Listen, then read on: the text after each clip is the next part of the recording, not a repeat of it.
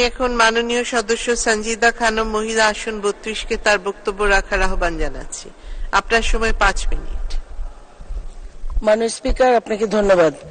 দ্বাদশ জাতীয় সংসদের প্রথম অধিবেশনের সূচনা লগ্নে মহামান্য রাষ্ট্রপতি মোহাম্মদ শাহাবুদ্দিনের ভাষণের পর ধন্যবাদ প্রস্তাবে আলোচনায় অংশগ্রহণের সুযোগ দেওয়ার জন্য মাননীয় স্পিকার আপনার প্রতি অশেষ কৃতজ্ঞতা। মাননীয় স্পিকার, এই মার্চ মাস অগ্নিঝরা মাস, 100 বছরের শত সংগ্রাম শেষে রবীন্দ্রনাথের মতো দৃপ্ত পায়ে হেঁটে অতঃপর কবি এসে জনতার মঞ্চে দাঁড়ালেন। তখন পলকে দারুণ ঝলকে তরিতে উঠিল জল, হৃদয়ে লাগিল দোলা, জনসমুদ্রে জাগিল জোয়ার, সকল দুয়ার খোলা। কি রোধে তার বজ্র কণ্ঠবাণী, গণসূর্যের মঞ্চ কাঁপিয়ে কবি শোনালেন তার অমর কবিতা খানি। এবারের সংগ্রাম আমাদের মুক্তির সংগ্রাম, এবারের সংগ্রাম স্বাধীনতার সংগ্রাম। মাননীয় স্পিকার, আমি এই অগ্নিঝরা মার্চের আমার বক্তব্য শুরুতেই গভীর শ্রদ্ধার সাথে স্মরণ করছি সর্বকালের সর্বশ্রেষ্ঠ বাঙালি জাতির শ্রেষ্ঠ সন্তান, জাতির পিতা বঙ্গবন্ধু শেখ মুজিবুর রহমানকে। আমি গভীর শ্রদ্ধায় স্মরণ করছি 75-এর 15 আগস্টে নির্মমভাবে নিহত জাতির পিতার পরিবারের সকল সদস্যদের।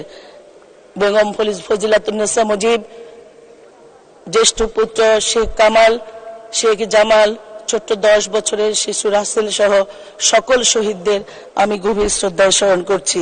মাননীয় স্পিকার, 1900 ভাষা আন্দোলনে আমাদের ভাষার অধিকার প্রতিষ্ঠার জন্য যারা শহীদ হয়েছিলেন সকল ভাষা শহীদদের।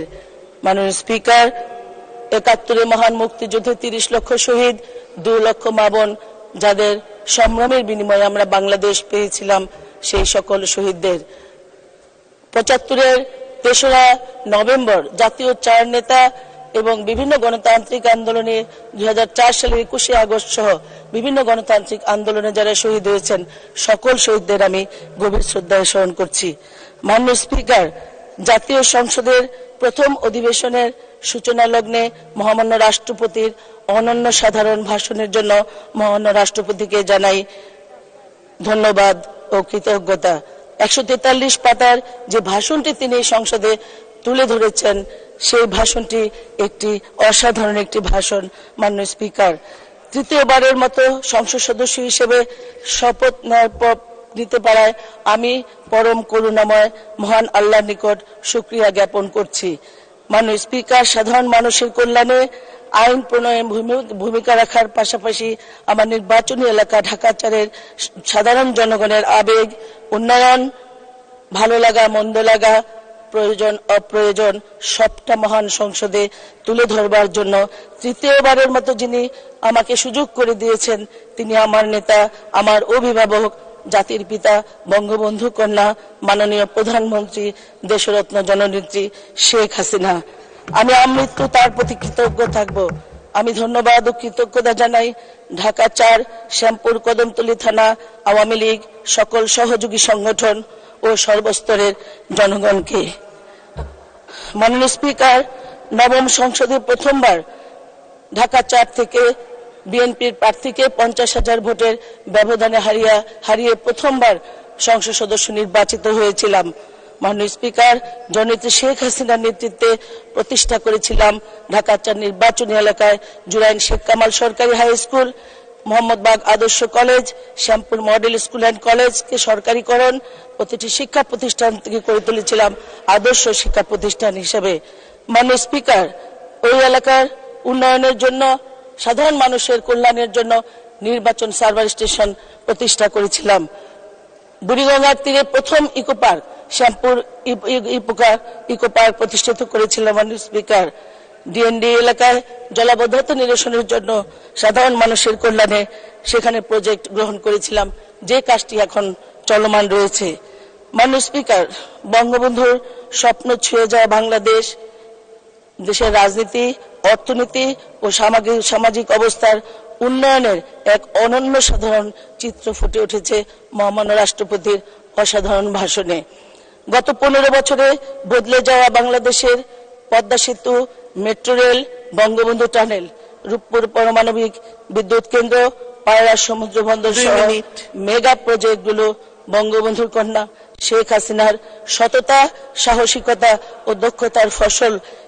একই সাথে সামাজিক নিরাপত্তা বেষ্টনীর আওতায় বয়স্ক ভাতা, প্রতিবন্ধী ভাতা, বীর মুক্তিযোদ্ধাদের সম্মানী ভাতা, রেশন কার্ড, ওএমএস, ভিজিডি কার্ডের মতো অদৃশ্যমান যে সেবা, সে সুবিধা বঞ্চিত সাধারণ মানুষের আশীর্বাদ হয়ে সাধারণ জনগণের জীবনধারাকে বদলে দিয়েছে। মাননীয়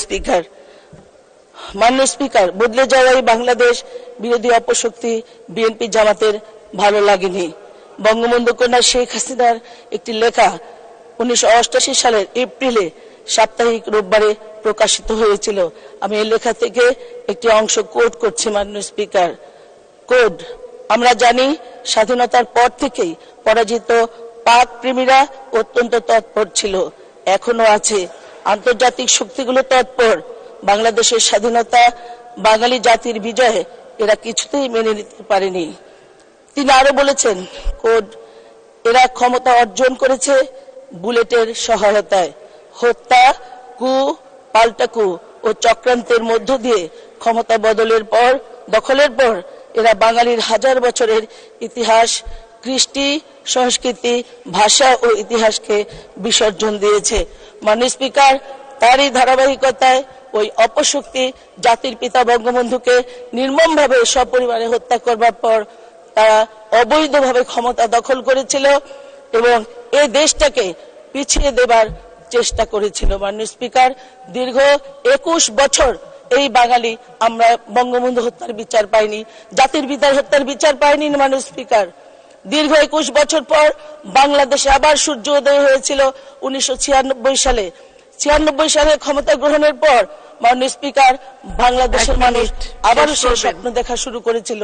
5টি বছর মাননীয় স্পিকার, 96 সাল থেকে 5টি বছর মানুষের ভাগ্য উন্নয়নের জন্য বঙ্গবন্ধু কন্যা কাজ করে গেছেন।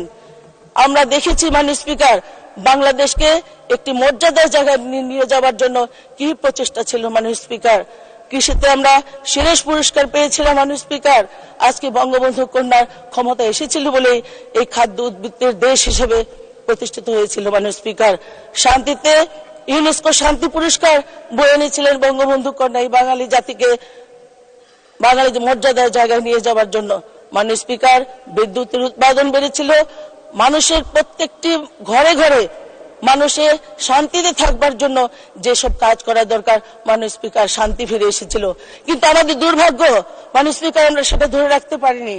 2001 সালের 1 অক্টোবরের পর এই জাতি আবার অন্ধকারে তলিয়ে গিয়েছিল। মাননীয় স্পিকার, এই দেশটাকে দুর্নীতিতে বারবার দুর্নীতিতে চ্যাম্পিয়ন করেছিল। সদস্য আর 1 মিনিট শেষ করবেন। মাননীয় স্পিকার, 2 মিনিট। 1 মিনিট। মাননীয় স্পিকার, এই দেশটাকে পিছিয়ে নেবার জন্য মাননীয় স্পিকার জঙ্গিবাদের উত্থান ঘটিয়েছিল। এই দেশটাকে বারবার দুর্নীতিতে চ্যাম্পিয়ন করেছিল। মাননীয় স্পিকার, এই দেশটাকে নিয়ে ছিনিমিনি খেলেছিল মানুষের ভোটের অধিকার নিয়ে। মাননীয় স্পিকার, এই দেশটাকে মৃত্যুপুরীতে নিয়ে গিয়েছিল। মাননীয় স্পিকার, হত্যা, খুন, ধর্ষণ ও সন্ত্রাসী কর্মকাণ্ডের মডেল করেছিল। মাননীয় স্পিকার, এই বাংলাদেশকে।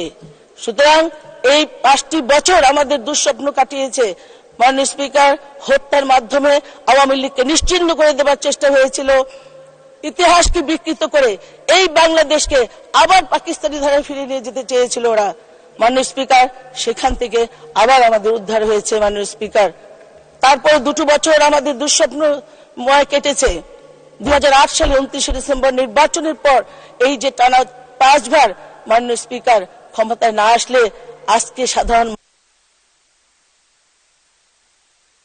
শেষ করুন মাননীয় সদস্য, আপনার সময় ছিল 5 মিনিট, এখন প্রায় 10 মিনিট হচ্ছে। শেষ করুন। মাননীয় স্পিকার, আমি আমার বক্তব্য শেষ করব। তবে ওই সাধারণ মানুষ আজকে এই দ্বাদশ সংসদ নির্বাচনের মধ্য দিয়ে সাধারণ মানুষ আবার গণতন্ত্রের ধারা অব্যাহত রেখেছে। মাননীয় স্পিকার, যে কারণে বঙ্গবন্ধু কন্যা টানা 4র্থবারের মতো প্রধানমন্ত্রী হিসেবে শপথ নিয়েছেন। আমরা আবার আমাদের সেই উন্নয়ন ও উন্নয়নের যে ধারা সেটি অব্যাহত থাকবে মাননীয় স্পিকার।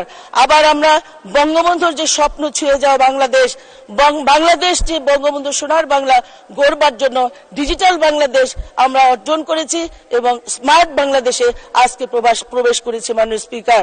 আমি আপনাকে ধন্যবাদ জানিয়ে আবার মহামান্য রাষ্ট্রপতিকেও তার ভাষণের জন্য ধন্যবাদ জানিয়ে আমি আমার বক্তব্য শেষ করছি। জয় বাংলা, জয় বঙ্গবন্ধু, বাংলাদেশ চিরজীবী হোক। ধন্যবাদ মাননীয় সদস্য।